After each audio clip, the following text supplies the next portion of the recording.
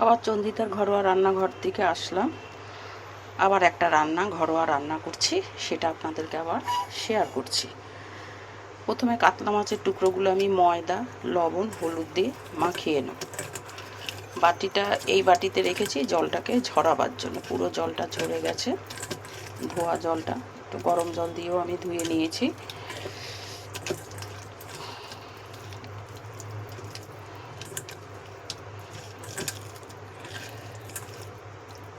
নুন হলুদ দিয়ে ময়দা দিয়ে মাখিয়ে রাখলাম। এবারে ভাজা বসাবো। তার আগে আলুটা সিদ্ধ করে রেখেছি, কাঁচা লঙ্কা আর তেজপাতা। এবারে মশলাটাকে দেব। মশলাটাকেও বাটাটা দেখিয়ে নিই। মশলাটাতে বাটতে নেব একটু কাঁচা লঙ্কা, শুকনো লঙ্কা দিলাম, 4টে কাঁচা লঙ্কা, 4টে শুকনো লঙ্কা। তারপরে দিলাম একটু ভাজা তিল, পরিমাণ মতন, যার যতটা মাছ থাকবে ততটা দেবেন। ভাজা তিল, একটু ধনে ভাজা, আমি সব করে রেখেছি। সামান্য জিরে ভাজা, সবই আমি একটু করে টেলে নিয়েছি। দিয়ে এবারে মশলাটাকে জল দিয়ে বাটবো।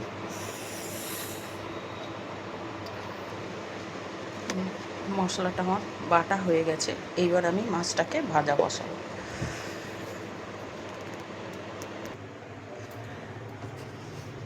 গ্যাস ধরিয়ে দিয়েছি, কড়াই বসিয়ে দিয়েছি। এবারে কড়াইতে সর্ষের তেল দিয়ে দেবো। এটা সর্ষের তেল দিয়ে রান্না হবে। গ্যাসটাকে বাড়িয়ে দিলাম, তেলটা গরম হবে।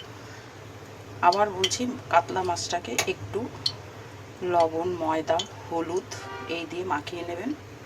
খুব ভালো তৈরি হয়, তাহলে মাছটা লেগে যায় না। মাগো, ঘরোয়া রান্না ঘরোয়া হিসাবেই দেখাই, সেটা সবাই দেখবেন। কেউ ভাববেন না যে কন্টিনিউ রান্না দেখায়, কারণ আমি ঘরোয়াভাবে খাই বলেই দেখাই, আপনাদেরকে শেয়ার করি, আর কিছুই না। কেউ তো নেই, একা একা থাকি, একা একাই সব কিছু করি, তার জন্য একটু দেখাই। ভালোই লাগে। সবাই সবাইকে যদি আমরা সাপোর্ট করি, ভালোই থাকবো, খারাপ কি থাকবো। তেলটাকে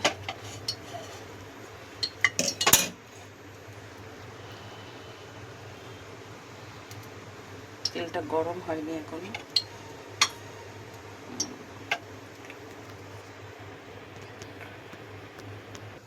তেলটা আমাদের গরম হয়ে গেছে। এবার আমি মাছটা একটা একটা করে ছেড়ে দেবো।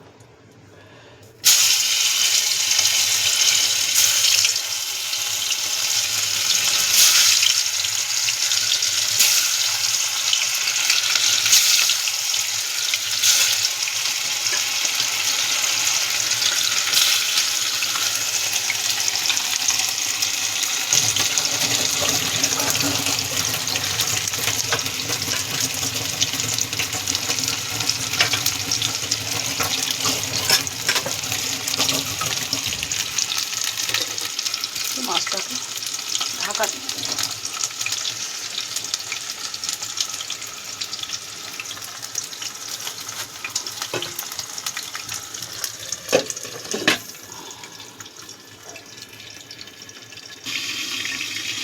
মাছটাকে এবারে দেখি।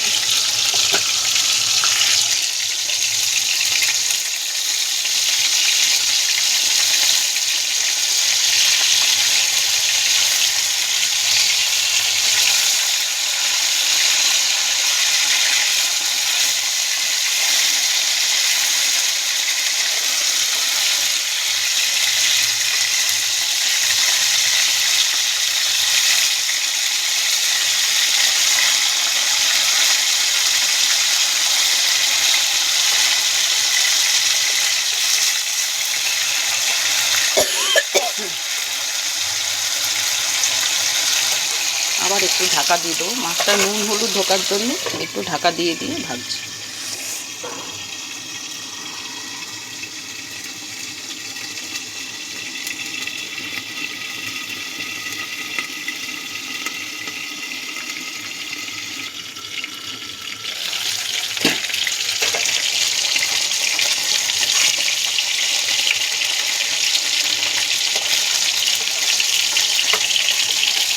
একটা করে মাছ তুলে নেব।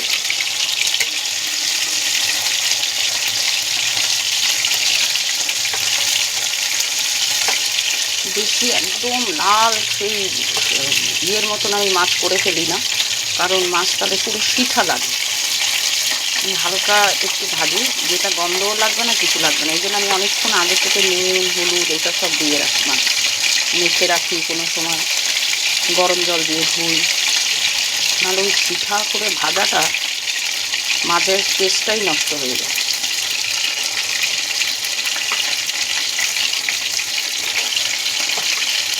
খাবার খাবার খেতে থাকে।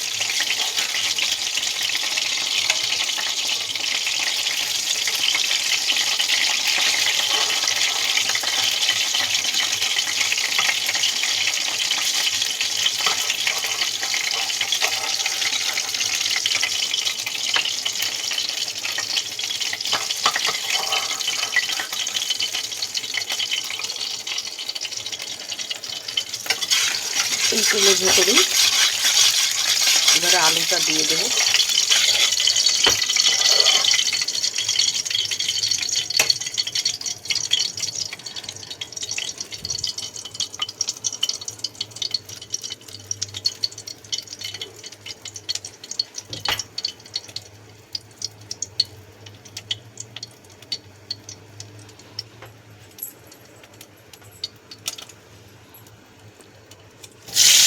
আলুটা দিয়ে দিই।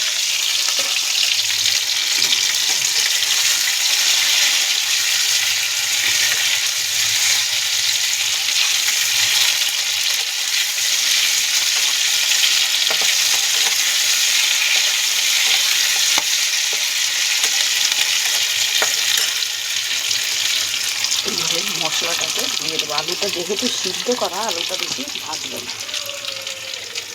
এই মশলাটাকে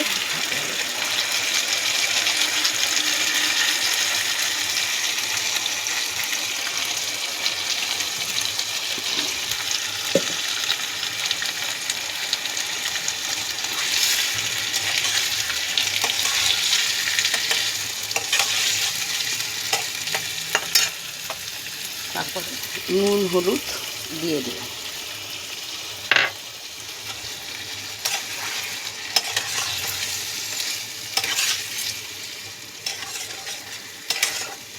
মশলাটা এবারে, যেহেতু তিলটা ভাজা, সবই ভাজা, বেশিক্ষণ কিন্তু আমি কষাবো না, সবই ভাজা মশলা। মশলাটাকে কষাবো, বেশি কষাবো না, যেহেতু ভাজা আছে।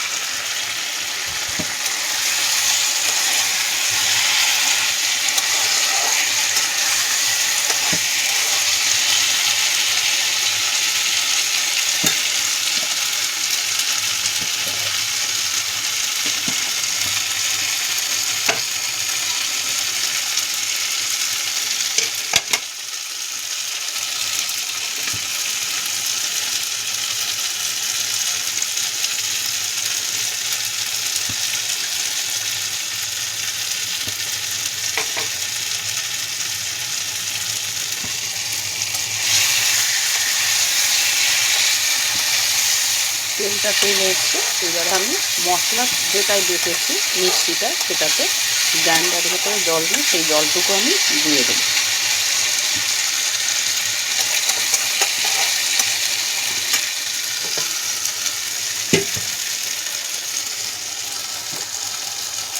এই যে জলটাকে দিয়ে দেবো, ওখানে মিক্সিটা চালিয়ে নিই, যাচ্ছে। কালারটা কিন্তু খুব সুন্দর হয়েছে, মাঝে মধ্যে আলোতে ওরকম লাগছে।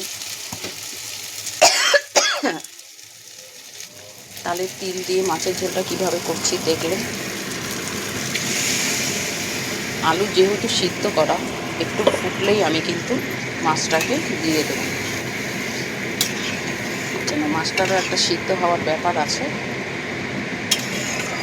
দুটো গোটা কাঁচা লঙ্কা দিয়ে দিয়েছি, যার যেরকম খাওয়ার হবে সে খাবে। আমি কিন্তু কোনো জিরা পোড়া, লঙ্কা পোড়া কিচ্ছু পোড়া দিই, এটা কিন্তু এইভাবেই রান্না হবে। তিলটা দিয়ে, ভাজা তিল দিয়ে বেটে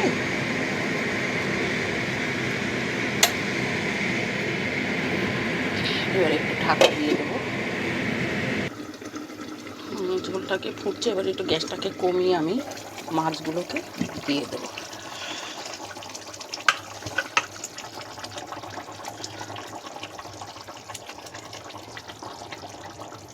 পুরো ঘন হয়ে নামবে ঝোলটা। এটা কিন্তু ঝোল থাকবে না, একদম মাখা মাখা ঘন হয়ে যাবে।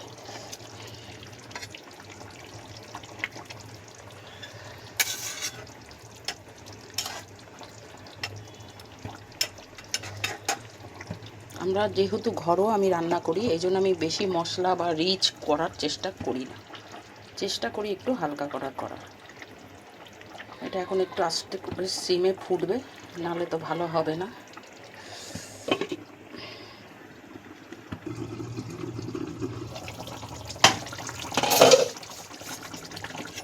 মাছটা দেখে পুরো ঘন হয়ে গেছে। যে যার মতো নুন মিষ্টি ঝাল সব দিয়ে দেখবেন, এইভাবেই তিল দিয়ে মাছটা করবেন। এরপর আমি ঢাকা দিয়ে দেবো। কাতলা মাছটা করতে কি কি লাগলো তিল দিয়ে করতে দেখলে নিত। গ্যাসটাকে এবারে নিভিয়ে দেবো। এটা একটু যেই ঠান্ডা হবে না, পুরো থকথকে হয়ে যাবে। আবারও বলছি, আমি ঘরোয়া রান্না ঘরোয়ার মতন দেখাই, ভিডিও প্রচার হওয়ার জন্য দেখাই না। আমি এরম লাইটভাবে খাই বলি আপনাদেরকেও একটু শেয়ার করে দেখাই, খাই। নিভিয়ে দিয়ে এবারে গ্যাসটাকে নিভিয়ে দিয়ে ঢাকা দিয়ে রাখলাম। সবাই ভালো থাকবেন, সবাই সবাইকে ভালো রাখবেন। ভালো লাগলে লাইক কমেন্ট করবেন, করে খাবেন। তিলটা দিয়ে কাতলা মাছটা এক্সিলেন্ট খেতে হয়। কেন আমি এইসব রান্নাগুলো আমার মার থেকেই শেখা। যদি নারকেল থাকে তাহলে সেটাও বেটে দিতে পারেন, আবার তিল একটু ভেজে বেটে দিলেও সে রান্নাটা টোটালি আলাদা রকমের হয়। যাই হোক, লাইক কমেন্ট করবেন, ভালো থাকবেন, সাবস্ক্রাইব পারলে করবেন, নাহলে দেখবেন, যেটা ইচ্ছা, কিন্তু করে খাবেন। সবাই ভালো থাকবেন। এই যে আমার তিল দেওয়া মাছটা আমি ঢেলে ফেলেছি একটু টানার পরে। এবার আমি এটাকে ঢাকা দিয়ে রেখে দেব। এরকম ঢাকা দিয়ে রেখে দেবেন, দেখবেন আরও টেনে ঠিক হয়ে যাবে।